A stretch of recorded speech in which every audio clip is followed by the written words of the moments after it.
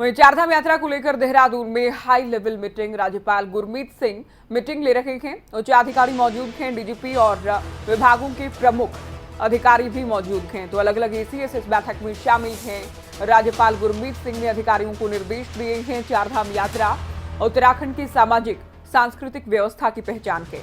सभी विभागों को अपने प्रयासों को इंटीग्रेट करना होगा, तो इंटीग्रेट कर काम करना होगा, तो सभी को मिलकर काम करना है, ये निर्देश दिए गए हैं। श्रद्धालुओं की सुविधा और सुरक्षा का ध्यान रखें। चारधाम यात्रा में टेक्नोलॉजी का प्रयोग करें, वैल्यू एडिशन पर काम करें, तो गुणात्मक काम हो, इन पर जोर रहेगा। क्योंकि देखिए बाकी बार के मुकाबले इस बार चारधाम यात्रा को लेकर सरकार और प्रशासन बेहद गंभीर है। बेहतरीन इंतजाम हो, इस बात पर जोर है। ऐसे में अधिकारियों के साथ राज्यपाल ये हाई लेवल मीटिंग कर रहे हैं, जिसमें उनको निर्देश दिए गए हैं कि तमाम तैयारियां कर ली जाएं, सभी विभाग मिलकर काम करें। चारधाम यात्रा में आने वाले लोगों को कोई परेशानी ना हो, इस बात को सुनिश्चित किया जाए। तो होटल वाले, गाड़ी वाले, दुकान वाले यात्रा के महत्वपूर्ण भागीदार हैं, सबकी सुविधाओं का ध्यान रखा जाए।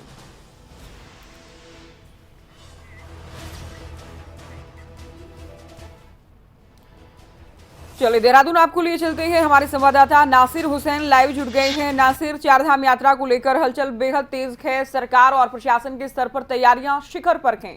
अभी हाई लेवल मीटिंग,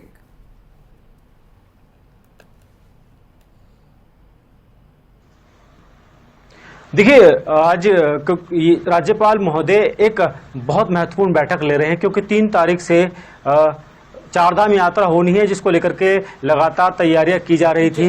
क्योंकि कोरोना काल में पिछले 2 साल से जो चारधाम यात्री हैं वो आना तो चाहते थे, लेकिन कोरोना की वजह से वो बहुत सारे लोग ऐसे थे जो नहीं आ पाए थे। तो इस बार लग रहा है कि चारधाम यात्रा जिस तरीके से खोली गई है, उसके बाद जो यात्रियों की संख्या, श्रद्धालुओं की संख्या है, वो बहुत ज़्यादा बढ़ सकती है। इसको लेकर के अब तमाम इंतजाम सरकार कर रही है, प्रशासन की तरफ से किए जा रहे हैं। मुख्यमंत्री कई बार बैठक कर चुके हैं, जो विभागीय मंत्री हैं वो कई बार बैठक कर चुके हैं, और आज महत्वपूर्ण बैठक जो बुलाई गई है वो राज्यपाल ने बुलाई है। यानी जो तमाम सूबे के जो बड़े अधिकारी हैं, चारधाम से जुड़े हुए जो बड़े अधिकारी हैं, चाहे वो सुरक्षा के लिहाज से पुलिस अधिकारियों की बात करें या फिर प्रशासन के अधिकारियों की बात करें, तमाम अधिकारियों को बुलाया गया है और इस बैठक में उनको महत्वपूर्ण निर्देश दिए गए हैं। साथ ही साथ ये भी कहा गया है कि जो चारधाम यात्रा है उसको बहुत महत्वपूर्ण ढंग से लें, यानी उसको हल्के में ना लें, और जो तैयारियां हैं बहुत अच्छी और पुख्ता की जाएं, ताकि जो श्रद्धालु आए उनको किस तरह की दिक्कत और परेशानी का सामना ना करना पड़े।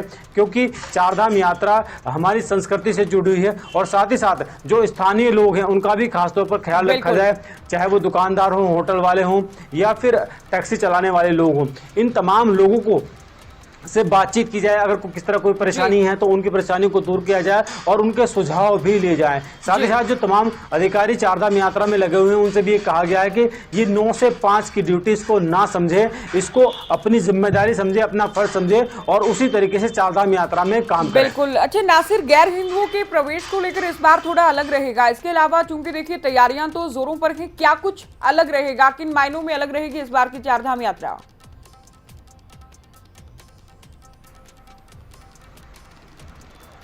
देखिए बिल्कुल ये बहुत महत्वपूर्ण सवाल है, क्योंकि जिस तरीके से चारधाम यात्रा की अगर हम पिछले इतिहास की बात करें तो चारधाम यात्रा में बहुत सारे ऐसे लोग हैं काम करने वाले, चाहे वे घोड़ा खच्चर वाले लोग हों या कुछ ऐसे लोग हैं जो अलग तरीके के काम वहाँ पर करते थे, वो गैर हिंदू थे, यानी कई बड़ी संख्या में वहाँ पर काम करते थे।